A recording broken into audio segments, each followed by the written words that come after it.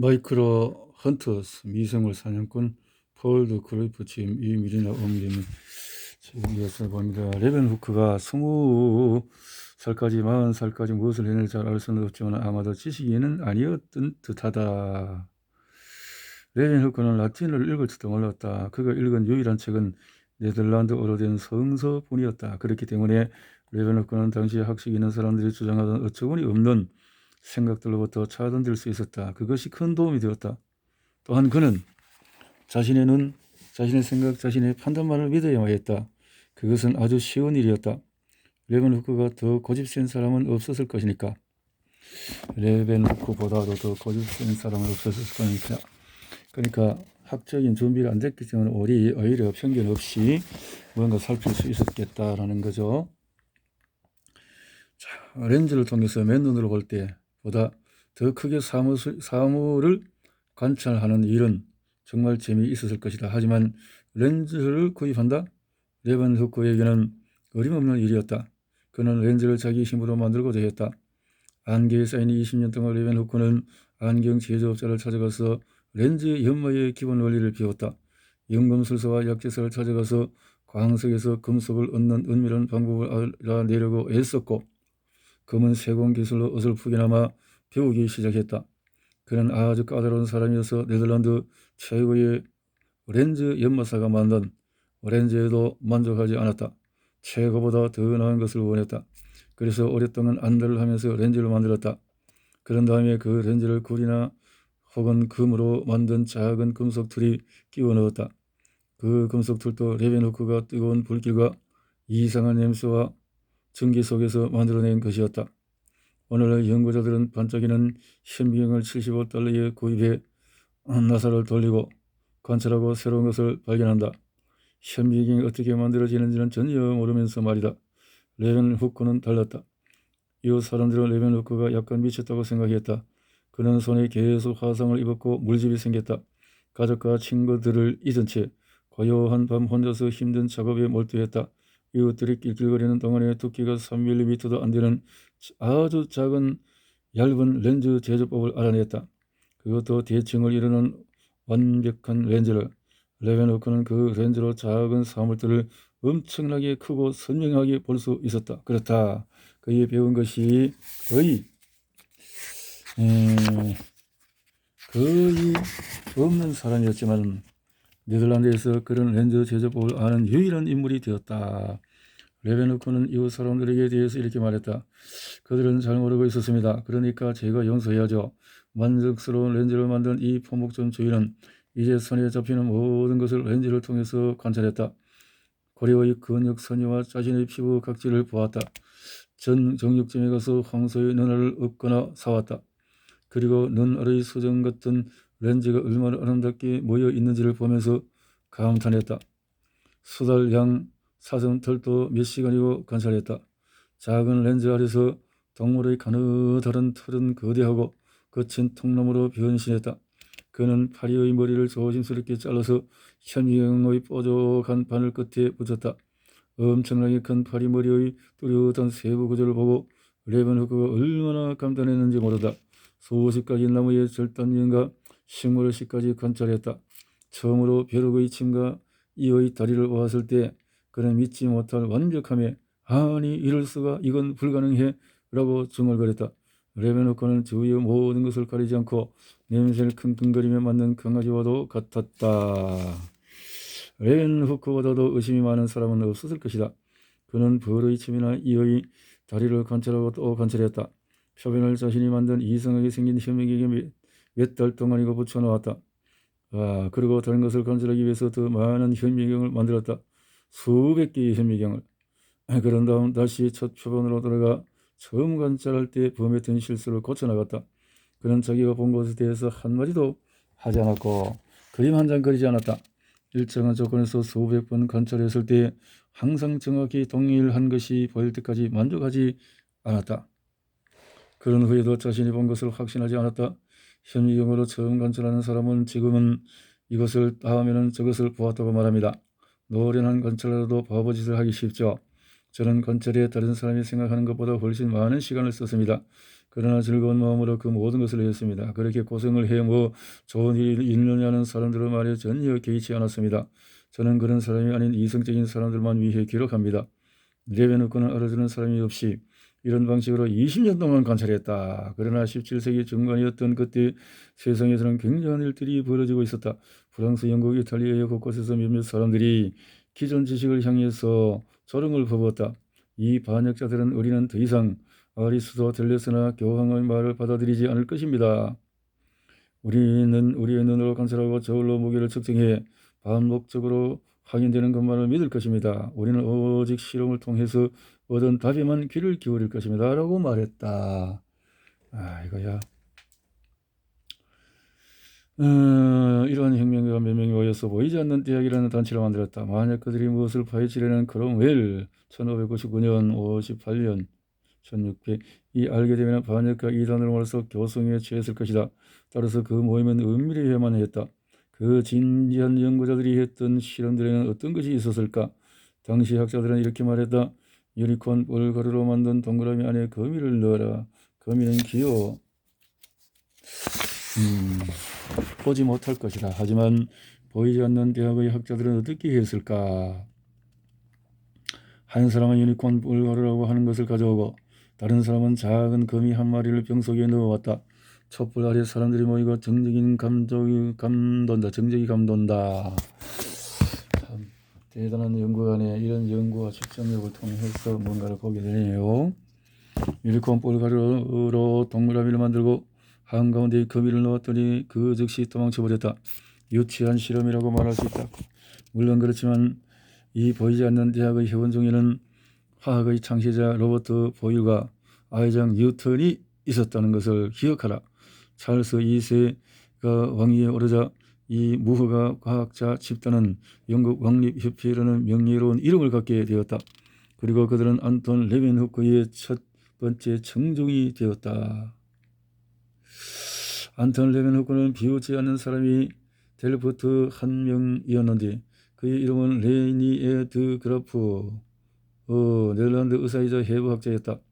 그는 사람 난소에서 발견한 흥미로운 사실을 영국 왕립협회에 보고해서 객원 회원이 되어 있었다.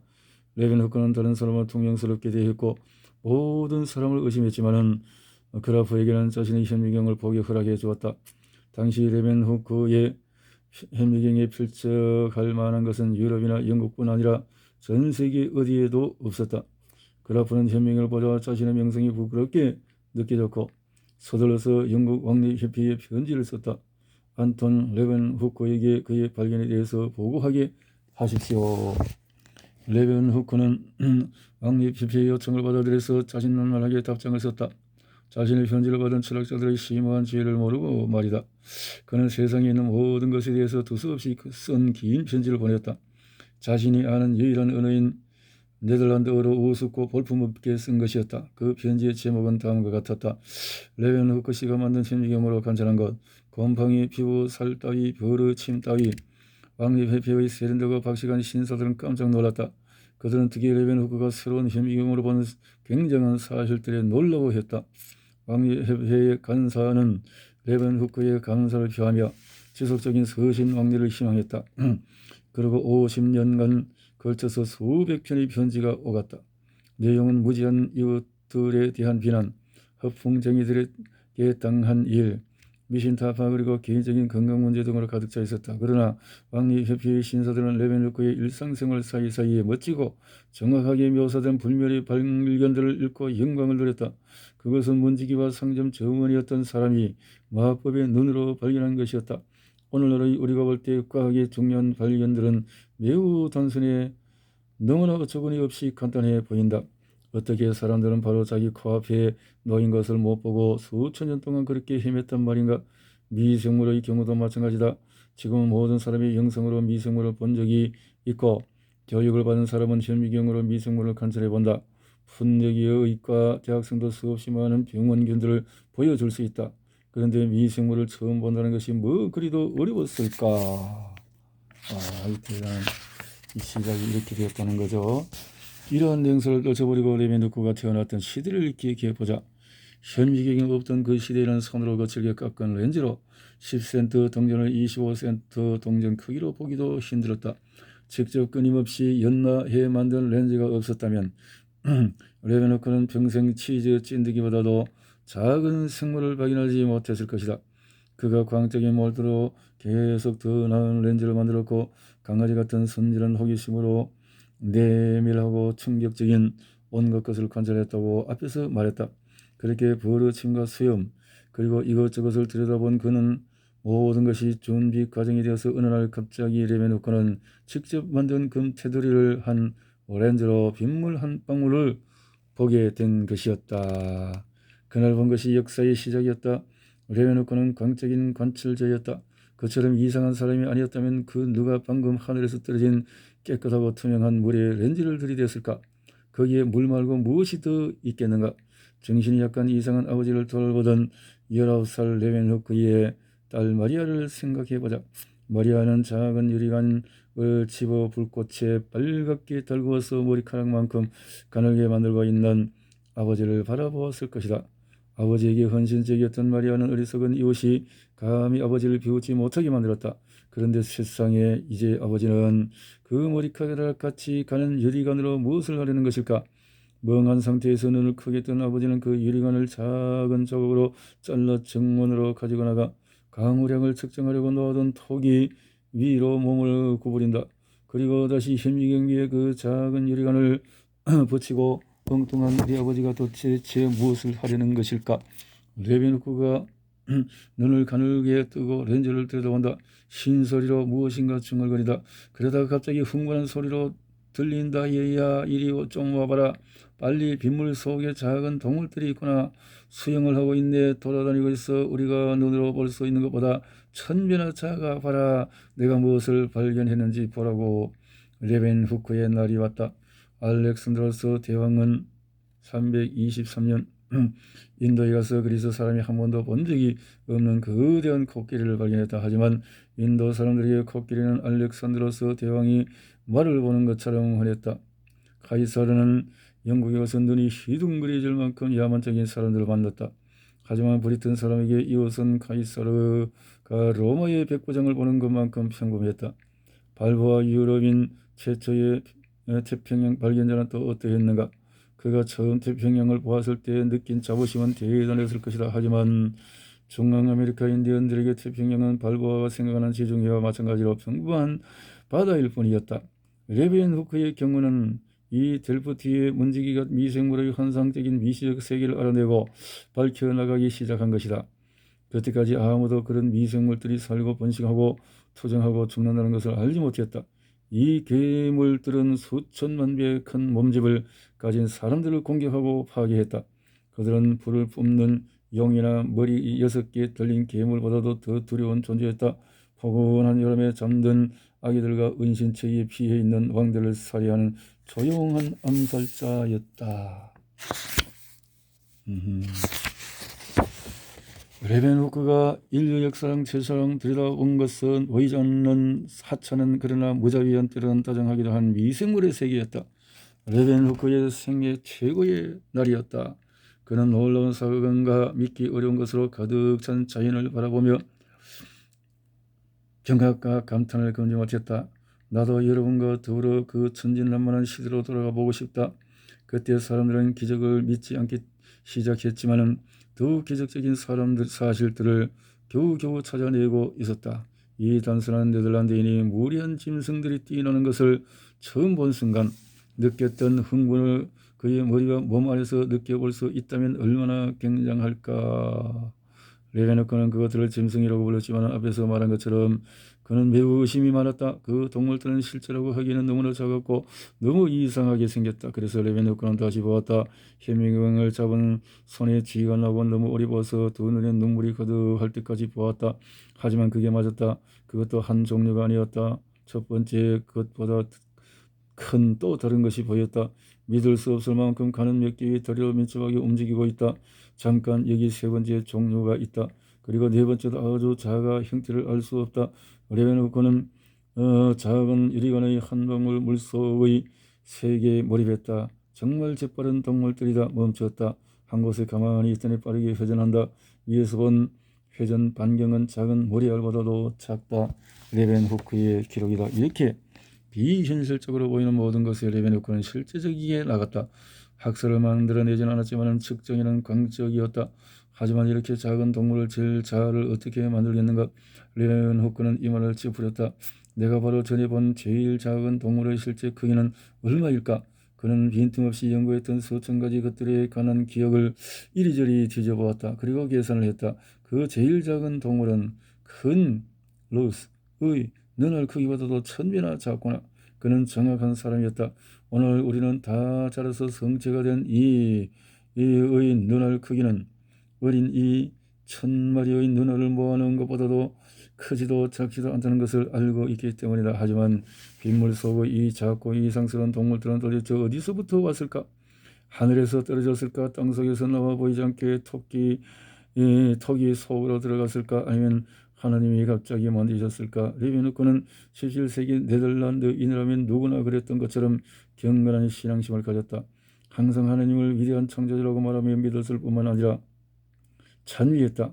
버러이 날개를 거쳐라 아름답게 만들 줄 아는 분이 아니던가. 그러나 레베누크는 유물론자이기도 했다. 그는 뛰어난 감각으로 생명체는 생명으로부터 온다는 것을 알았다. 단순한 신앙을 가지고 하나님은 예수만의 세상을 만들어 그것이 계속 유지할 수 있게 해놓으셨다고 믿었다. 또 하나님은 훌륭한 관찰자에게는 상을 주지만은 추측하거나 허세를 부리는 사람은 벌한다고 믿었다. 그는 하늘에서 떨어진 빗물 속의 작은 동물들에 대한 추측을 멈췄다.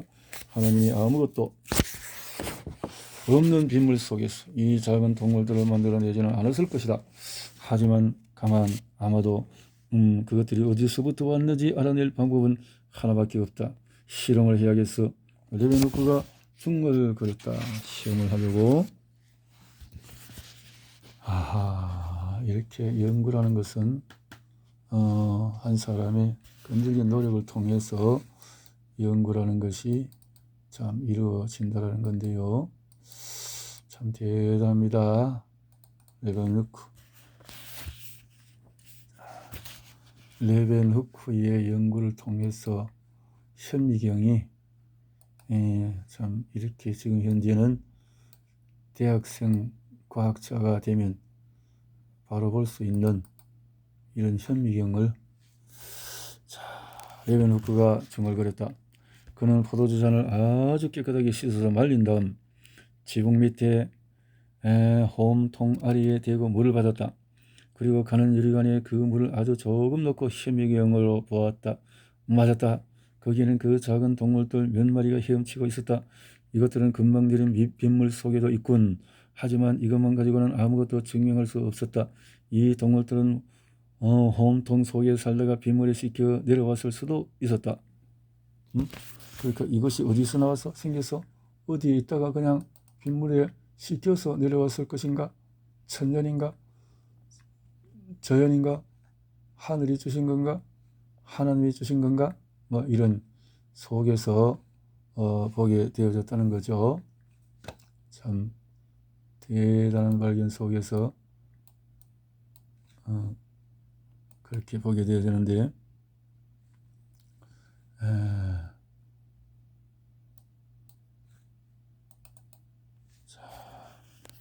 레베누크는 안쪽에 파란 유리하게 칠해진 커다란 도자기 접시를 꺼내서 깨끗하게 씻은 다음에 비가 내리는 바깥에 갖다 나가서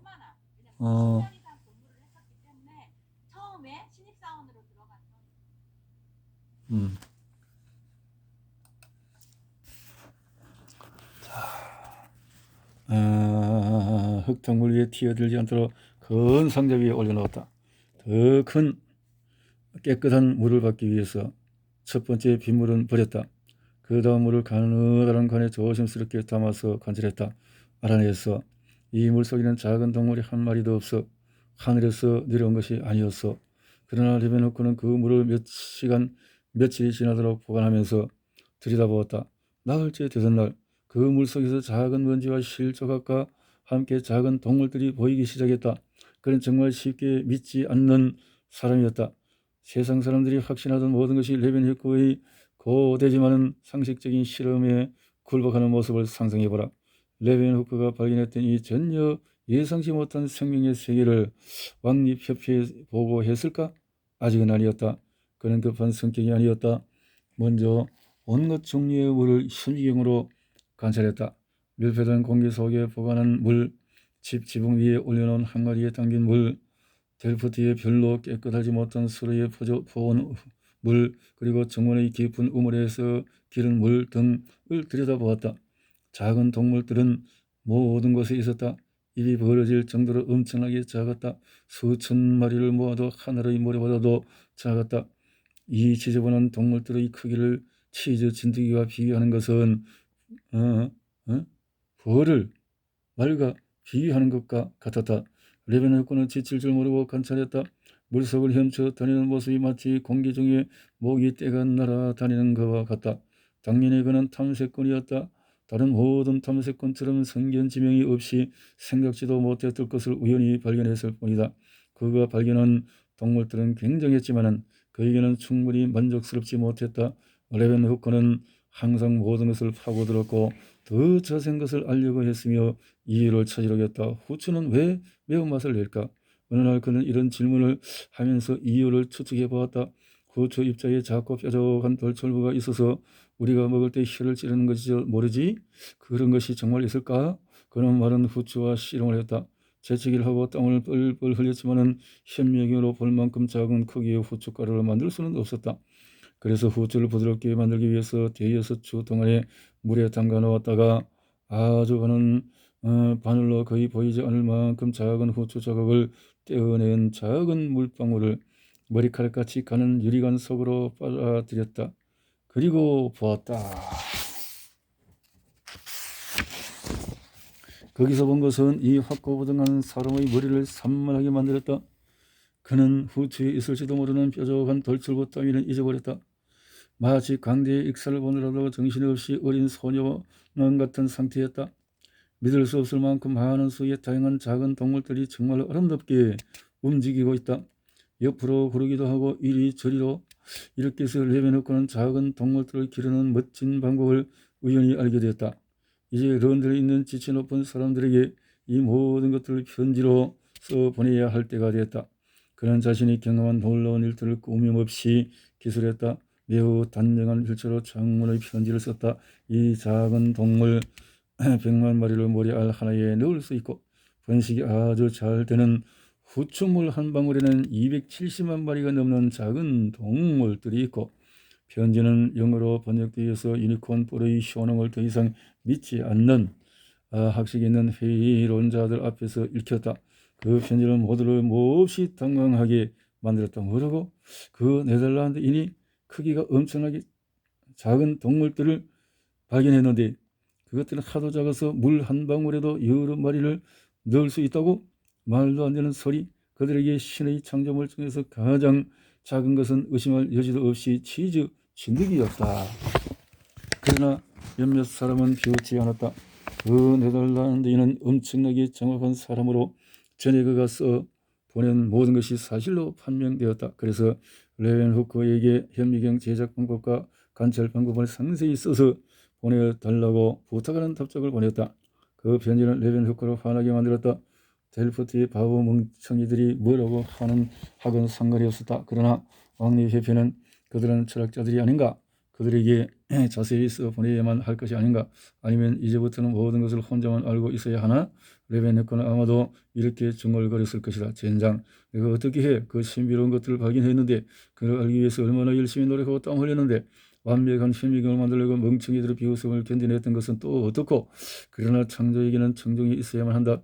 레벤후크는 왕립협회 사람들이 작은 동물의 존재를 반박하려고 애쓴다는 것을 알았다. 자신이 그것들을 찾기 위해서 애쓴 것처럼 그런 상처를 받았다. 그러나 다시 한번 말하지만 창조에게는 청중이 필요했다. 그래서 레벤후크는 그 어느 것도 과정이 아님을 납득시키기 위해 긴 편지를 썼다. 자신의 계산 방법, 나눗셈, 곱셈, 덧셈을 설명해서 현대성 미생물학자가 여러 도구를 총동원해도 아주 조금 더 정확한 계산만 할 수 있다. 그 편지는 초등학생의 수학 문제풀이 연습장같이 보였다. 마무리로 델프트의 많은 사람이 자신의 현미경으로 이 이상하고 새로운 동물들을 보고 박수갈채를 보냈다는 말을 적어 넣었다. 그는 델프트의 저명 인사들 2명의 사제, 공정인 그리고 8명의 신임도가 높은 사람들로부터 받은 진술서를 보낼 의향은 있었다. 그러나 현미경을 어떻게 만들었는가는 말하려 하지 않았다. 레베노크는 의심도 많았다.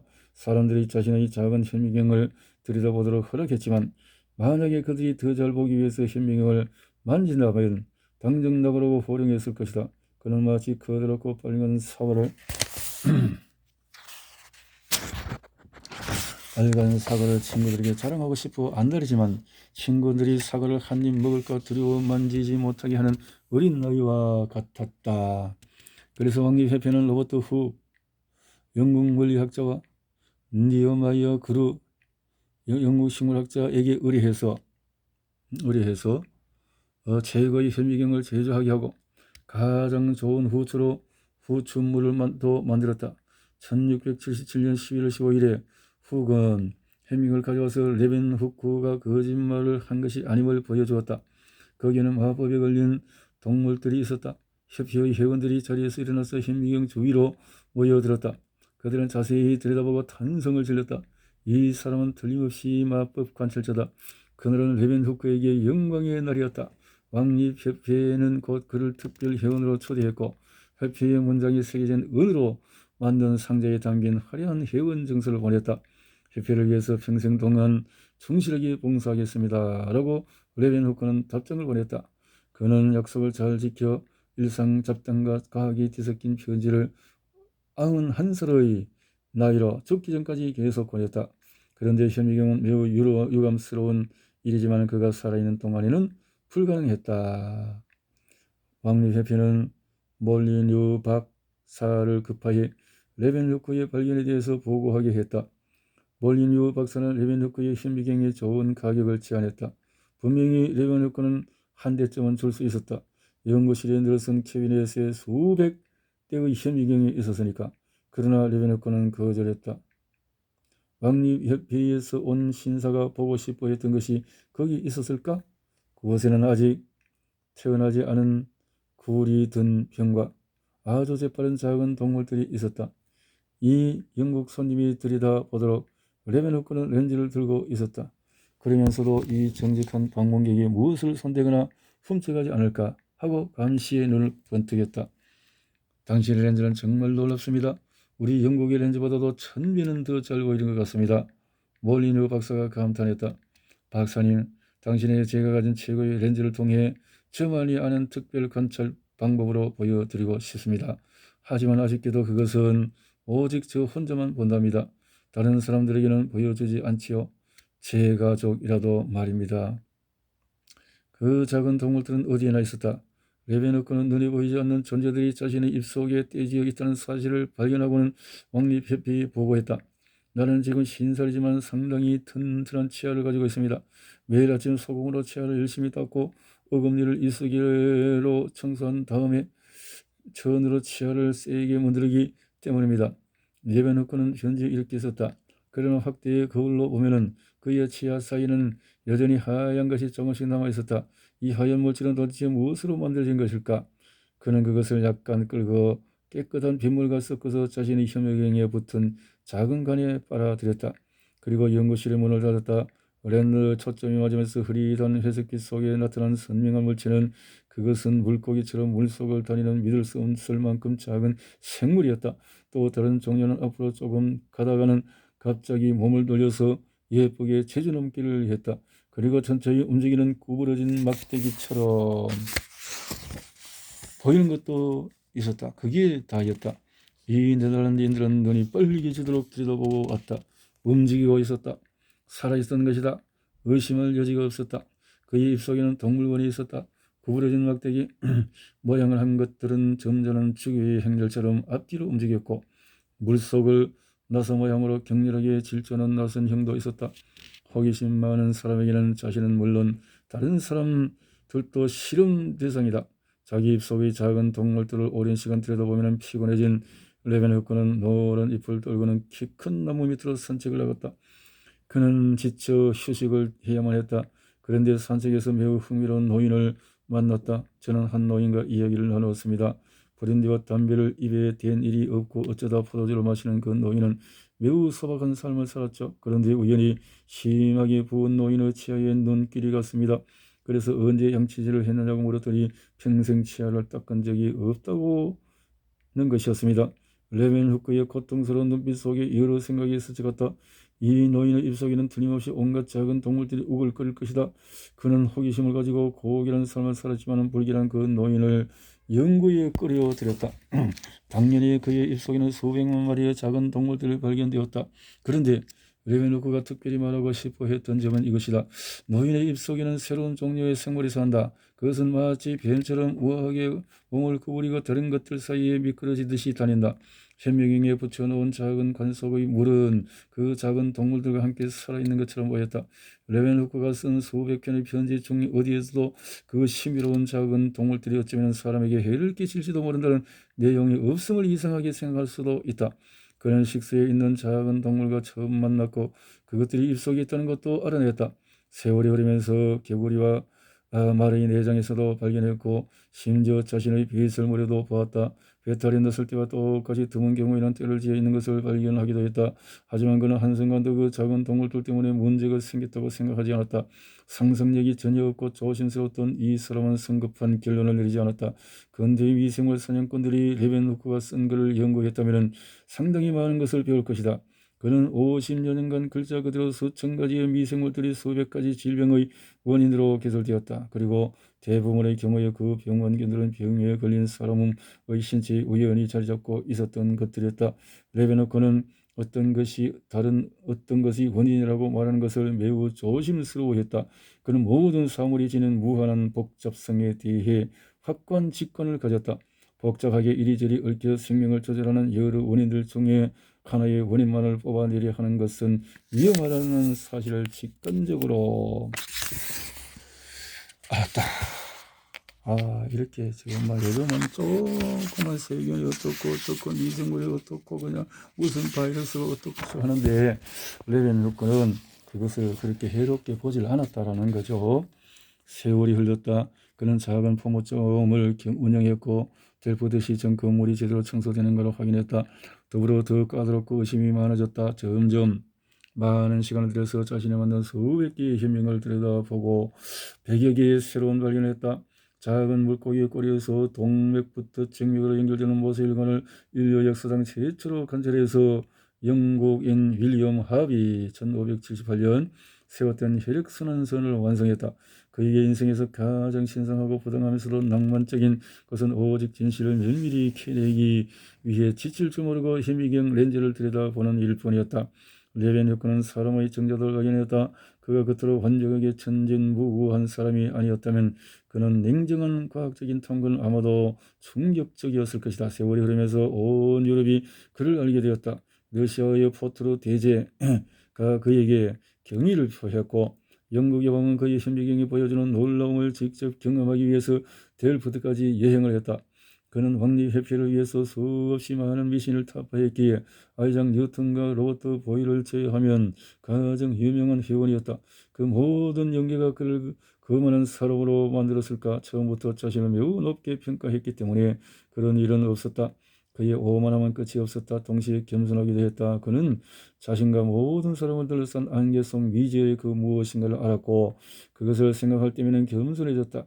그는 네덜란드의 하나님을 찬양했다. 그러나 그가 진짜로 믿은 신은 진리였다. 제 결정은 생각 속에 완고하게 머무르지 않습니다. 납득할 수 있는 그럴듯한 이유가 발견되는 대로 저는 옛 것을 떠나 새로운 것으로 옮겨갈 것입니다. 힘이 닿는 한 제 눈으로 진리를 찾고 제가 받은 재능을 이용해서 이 세상을 예전의 이교적인 미신에서 끌어낸 진리의 세계로 가게 하려는 것 외에 다른 목적이 없습니다. 그렇기 때문에 더욱 진실됩니다. 그는 놀라울 정도로 건강했다. 여드는 나이에도 방문객들에게 작은 동물이나 아직 태어나지 않은 구를 보여주기 위해서 현미경을 들고 있을 때에 손에 작은 떨림조차 없었다. 하지만 저녁 때 술 마시는 것을 좋아했다. 어떤 네덜란드인이 그렇지 않겠는가? 아마 그런 술자리가 다음날 아침에 겪는 불편함이 그에게는 유일한 병이었던 것 같다. 의사들은 싫어했는데 자신이 몸에 대해서 아는 것의 천분의 1도 모르는 의사가 어떻게 질병에 대해서 알겠는가? 그래서 레벤후크는 질병의 원인에 대해 자신만의 이론을 세웠다. 그 이론은 상당히 우스웠다. 그는 혈액이 작은 혈구로 가득 차 있음을 알았다. 사실 혈구를 최초로 관찰한 사람이기도 하다. 또 이 혈구들이 동맥에서 정맥으로 가기 위해서는 매우 작은 모세혈관을 통과해야 함을 알고 있었다. 물고기 꼬리에서 그 모세혈관을 발견한 사람이 아니던가. 어쨌든 들뜬 분위기의 밤을 지낸 후 레베노크는 혈액이 너무 걸쭉해져서 동맥에서 정맥으로 제대로 흐르지 못한다고 생각했다. 그래서 피를 희석하려고 들었다. 그때 왕리 회피에 이렇게 편지를 썼다. 저녁에 너무 과식을 한 다음날 아침에는 여러 잔의 커피를 마십니다. 가능한 뜨겁게 해서 마시면 땀이 나옵니다. 이렇게 해서 몸이 회복되지 않는다면 약방도 별 수가 없지요. 수년 동안 열이 나는 것 같으면 저는 이렇게 했습니다. 그런데 뜨거운 커피를 마시면서 그는 작은 동물에 대한 또 다른 호기심을 갖게 되었다. 그는 모든 것에서 자연의 새로운 사실을 파고들었다. 눈을 왕방울만큼 하게 뜨고 입을 벌린 채로 어미 거위 이야기를 정신없이 듣는 어린아이처럼 레벤호크는 자신의 렌즈 밑에서 벌어지는 작은 드라마에 쌓여 살았다. 같은 이야기를 지치지 않고 읽고 또 읽었지만은 항상 새로운 관점을 발견할 수 있었다. 그 여러 번 읽은 자연의 책은 너덜거렸고 모서리는 만족할 줄 모르는 호기심으로 잡혔다. 입속의 미생물을 발견한 지 여러 해가 지난 어느 날 아침 치료 목적으로 많은 양의 뜨거운 커피를 마시면서 땀을 흘리던 그는 다시 한번 치아 사이에 끼어있는 물질을 보았다. 이게 뭐지? 거기는 한 마리의 작은 동물도 없었다. 아니, 살아있는 동물이 없었다. 죽어있는 것은 수없이 많았다. 그리고 한두 마리만 마치 병에 걸린 것처럼 힘없이 움직였다. 그는 중얼거렸다. 맙소사, 왕립협회에 높으신 분들이 입속에서 저 생물들을 찾으려다가 실패해서 내 발견을 부족하면 안 되는데. 하지만 가만히 있자. 마시고 있던 커피는 입술을 댈 만큼 뜨거웠다. 그리고 나서 앞니 사이에 하얀 물질을 관찰했다. 커피를 마시고 금방 관찰했다. 그렇다면 레베너크는 돋보기로 어금니 쪽을 관찰했다. 짜잔! 놀랍게도 나는 믿을 수 없을 정도로 많은 수의 작은 동물을 보았습니다. 정말 굉장히 많았어요. 눈으로 직접 보지 않고서는 상상할 수도 없을 겁니다. 그런 섬세한 실험을 했다. 적은 수의 동물이 든 관어의 물을 뜨거운 목욕물보다 약간 더 높은 온도로 가열했다. 그 생물들은 앞뒤로 움직이던 경쾌한 움직임을 멈췄다. 그는 관의 물을 식혔다. 생물들은 다시 살아나지 않았다. 그렇다면 앞니에 있던 괴물들을 죽인 것은 뜨거운 커피였다. 레베노크는 기뻐하면서 다시 한번 보았다. 그러나 곧 괴롭고 당황스러워졌다. 그 작은 동물들이 어느 것에도 머리나 꼬리가 없었던 것이다. 몸을 흔들거리며 한쪽으로 가다가 멈추고 재빨리 방향을 바꾸어 되돌아갔다. 선회하는 것 같지는 않았다. 하지만 머리와 꼬리는 반드시 있어야만 하는 것이 아닌가? 그리고 간간의 혈관도 있어야만 하는데 그의 생각은 40여 년 전으로 거슬러 올라갔다. 맨으로 보아서는 거칠고 단순해 보였던 벼룩과 치즈 진드기를 그의 강력한 렌즈로 보자 사람처럼 복잡하고 완벽했다. 하지만 자신의 가장 좋은 렌즈로 입속의 작은 동물들을 봐도 여전히 단순한 막대기나 구형 혹은 나선형으로 보일 뿐이었다. 그래서 그는 스스로의 만족을 위해서 이 미생물들을 보이지 않는 혈관의 지름을 계산해 왕립협회에 보냈다. 그러나 우리는 그 혈관을 보았다는 식으로 결코 쓰지 않았음을 알아야 한다. 그는 다만 생각하기 어려울 정도로 작다는 것을 추측해 지지자들은 놀라게 하는 기쁨을 얻었을 뿐이었다. 안톤 레먼후크는 미생물들이 사람들에게 질병을 일으킨다는 것을 알아내지 못했고 상상력 부족으로 그들의 불쌍한 숙주를 죽일 수 있음을 예측하지 못했다. 하지만 그는 보이지 않는 괴물들이 자신보다 더 큰 생물을 먹어치우거나 죽일 수 있다는 것을 보여주었다. 그는 델프트의 수로에서 잡아온 홍합과 조개를 가지고 법석을 뜯었다. 어미의 몸속에는 수천 개의 태어나지 않은 새끼들이 있었다. 수로에서 가져온 물 속에다가 그것들을 넣고 어린 것들이 어미의 몸 밖으로 나오게 만들려고 했다. 가만히 있자. 어미 하나가 이렇게 많은 새끼들을 가지고 있는데 왜 우리 수로가 홍합에게 맡기지 않는 거지? 그는 매일 끈끈한 요청 덩어리 같은 컵을 열심히 관찰하면서 렌즈를 대고 그것들이 자라는 모습을 보았다. 그런데 이게 뭐지?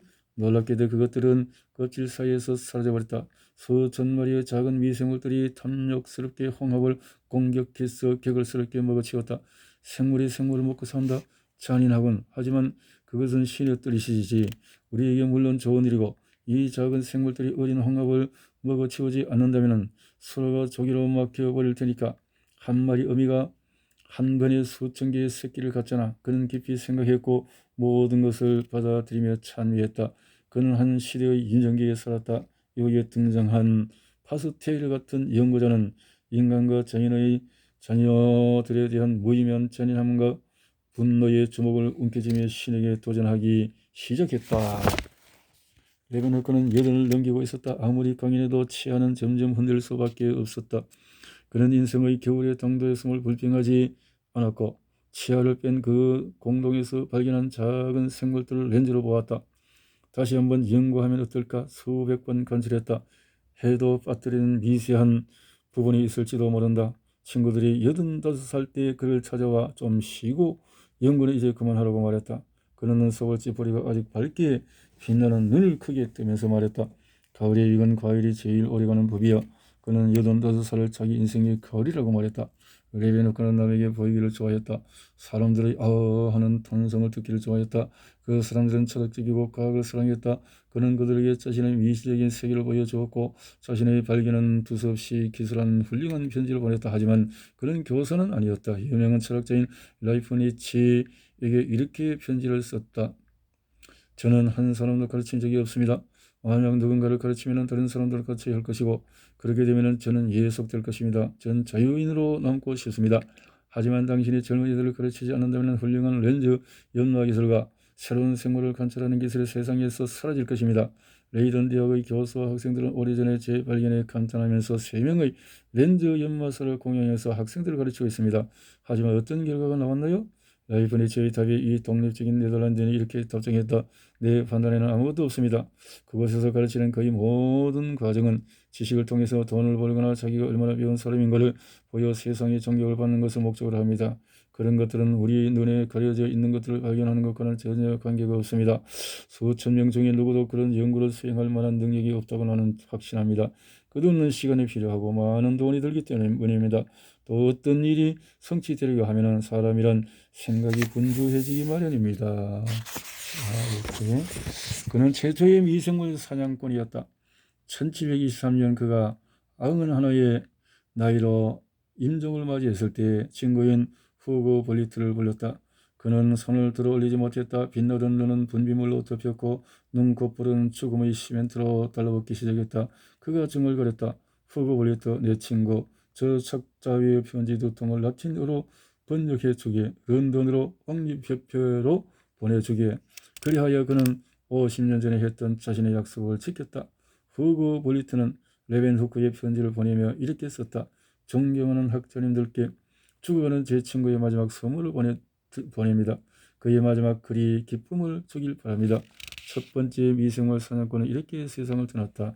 여러분은 이제 그보다 더 총명했던 스팔란차니 1729년 수천 배의 상생을 지났던 파스테르 미생물이 사람에게 가져온 골치 아픈 문제를 더 빠르고 명백하게 해결한 로베트 코흐에 대한 이야기를 읽게 될 것이다.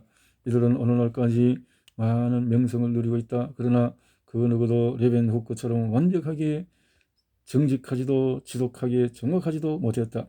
그리고 모두 레벤후크의 훌륭한 분별력에서 교훈을 얻을 수 있었다.